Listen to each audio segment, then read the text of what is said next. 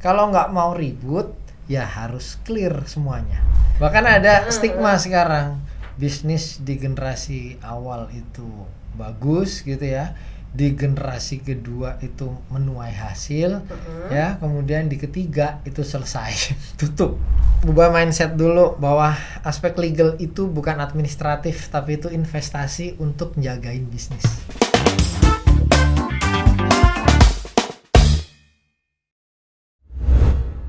Masih di Ngolabs bareng Indah dan juga Mas Bimo Prasetyo, lawyer yang memang bidangnya ini adalah bisnis dan juga investasi. Tadi sudah berbincang banyak sekali tentang penyebab-penyebab pecah kongsi. Mas Bimo, lalu gimana sih harusnya tuh kita memulai bisnis yang aman? Gimana, Mas? Ya, banyak orang-orang tuh bisnis itu kan karena ada yang accident, ada yang karena ngelihat peluang, ya. Dan nggak semuanya punya background corporate. Maksudnya pernah di perusahaan ini itu gitu ya. Tapi jalan udah bagus gitu. Sehingga akhirnya memandang aspek legal itu sangat administratif, bukan hal yang substantif jadi pondasi bisnisnya. Paling kan pondasi yang kemudian untuk ngikat tadi kepercayaan, ya, menimbulkan trust, jaga kepentingan masing-masing. Tujuannya sebenarnya aspek legal itu untuk jagain itu tuh. Kalau nggak mau ribut, ya harus clear semuanya. Supaya clear gimana? Satu, dia harus punya yang namanya perjanjian antar pemegang saham. Kalau memang ada hal-hal teknis penting yang perlu diatur, sampai misalnya contohnya nih Mbak, bahwa kalau saya udah bisnis ya antara A sama B, itu nanti nggak boleh kita bikin bisnis yang terpisah dari kerjasama ini, tapi bisnisnya sejenis. Karena apa? Potensi akan menjadi kompetitor kan? Betul. Dan malah merugikan. Bahkan informasi teknis, rahasia, data supplier, business traction dan lain-lain bisa dipakai ke bisnis yang lain. Bisa diduplikasi, dan itu etika bisnis juga. Yes. Walaupun nih Mbak, ya kita udah bikin nanti perjanjian, anggaran dasar ada, PT-nya ada, aktanya jelas, semuanya dibuat.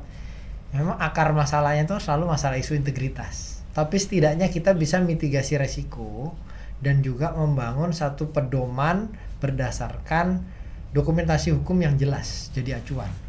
Ya, contohnya tadi satu perjanjian antar pemegang saham, ya, nggak boleh bikin bisnis serupa gitu kan. Terus kalau mau investasi harus persetujuan rapat umum pemegang saham, semuanya saling tahu. Oke, uangnya dipakai buat ini gitu ya. Terus ada batasan penggunaan uang.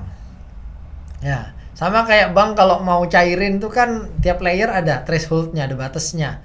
Kalau cuma 100 juta cukup sampai sini persetujuannya. Kalau 500 juta ini 1 miliar sini. Sama di perusahaan juga. Jangan sampai terlalu loose, nggak ada batasan seperti itu. Nanti akhirnya tarik uang segala macam itu jadi gampang banget dan nggak ada kontrol lagi. Akhirnya gitu. Ketika bisnis perlu duit, uangnya nggak ada. Karena apa? Ditarik, dikerjain sendiri sama pemiliknya. Ini kan itu dia, itu yang bahaya ya. Yes. Ini tapi yang relate di masyarakat nih Mas Bimo. Untuk mungkin bisnis yang tingkatnya tuh besarannya menengah gitu ya, dalam keluarga. Nah itu kan kalau misalnya mereka gini, udah deh nggak usah ngurusin administratif dan lain-lain itu. Apakah mereka sebenarnya nggak sadar akan resiko di akhir? Gimana tuh Mas? Ini Mbak, setiap bisnis itu challenge-nya masing-masing. Bahkan bisnis keluarga sekalipun. Kan sekarang tuh lagi rame ada istilahnya perintis dan pewaris ya. Bahkan ada stigma sekarang, bisnis di generasi awal itu bagus gitu ya. Di generasi kedua itu menuai hasil, ya, kemudian di ketiga itu selesai, tutup. Karena bisa jadi kan ketika sudah lintas generasi ini orangnya kan berubah. Betul. Karakternya, backgroundnya, fighting spiritnya dan macam-macam. Apalagi kalau di kuliner biasanya tangannya CC, tangannya beda, jadi rasanya beda. Itu juga berpengaruh Mas. Bisa jadi.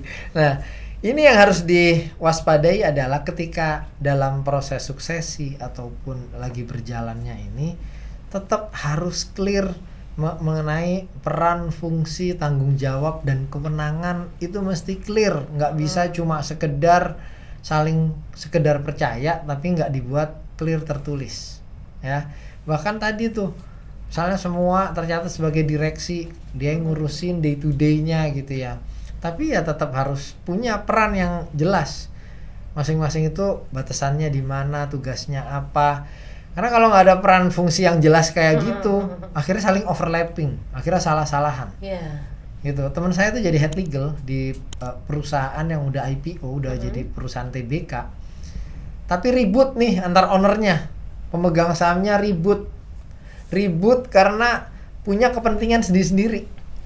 Ya si ini udah punya kepentingan, ini punya kepentingan. Akhirnya nggak keurus bisnisnya nih. Bisnisnya sih maju, tapi jadi rebut-rebutan terus, ngambil keputusannya susah. Dan akhirnya apa impact-nya? Pemegang saham tuh ngintervensi ke direksi. Direksinya ini bukan pemilik ya, tapi pro hire, orang profesional diangkat jadi direksi, staff legal dan lain-lain. Itu diintervensi terus gitu ya. Nah, ketika terjadi kayak gini, ada distrust ya, udah nggak ada integritas lagi, yang dipikirkan adalah kepentingannya sendiri. Akhirnya norma-norma dan semua yang udah dibuat itu jadi dilanggar. Dan kalau sampai konflik, yang dirugikan pasti perusahaan, ya. Yang dirugikan pasti perusahaan. Perusahaan ini bisa jadi kayak kapal karam, bisa sinking, tutup dan lain-lain. Kita juga tahu ada satu brand misalnya saus tuh yang rebutan merek antara paman sama ponakan ya kalau nggak salah. Itu karena mereknya ditugasin daftarin merek ya. Didaftarin merek tapi atas nama dia gitu. Sehingga akhirnya bukan atas nama perusahaan, ribut, kira yang satu nggak boleh pakai, itu jadi harus. Itu apa juga termasuk jadi salah satu terbesar ya tanpa landasan hukum, karena itu tadi balik lagi udah percaya gitu. Ya, makanya kan semua percaya itu harus bisa dikontrol. Alat kontrolnya itu apa? Dokumentasi hukum. Ngilangin budaya percaya aja tuh gimana sih Mas? Kalau untuk bisnis coba dong, mungkin di rumah ada yang mau mulai bisnis gitu ya, supaya nanti tidak akhirnya tidak berantakan di akhir gitu loh. Ya, yang pasti harus ubah mindset dulu nih. Ubah mindset dulu bahwa aspek legal itu bukan administratif, tapi itu investasi untuk menjagain bisnis. Tuh, ya. Jadi untuk jagain bisnis. Ini buat jagain bisnis, aspek legalnya tuh mesti clear ya. Kalau ada apa-apa bisa di-trace, bisa dilacak ya, bisa jadi panduan. Kalau belum ada gimana? Ya segera dibuat. Kalau nggak tahu gimana? Bertanya ke siapa? Cari informasi hukum sekarang banyak ya, atau cari konsultan hukum yang berkompeten untuk bantuin nyiapin semua paperwork atau dokumentasi hukum yang diperlukan untuk menjagain bisnis supaya bisa terus tumbuh. Oke, biasanya mungkin kayak gitu, takut juga mungkin karena biayanya nih, biaya lawyer mahal akhirnya.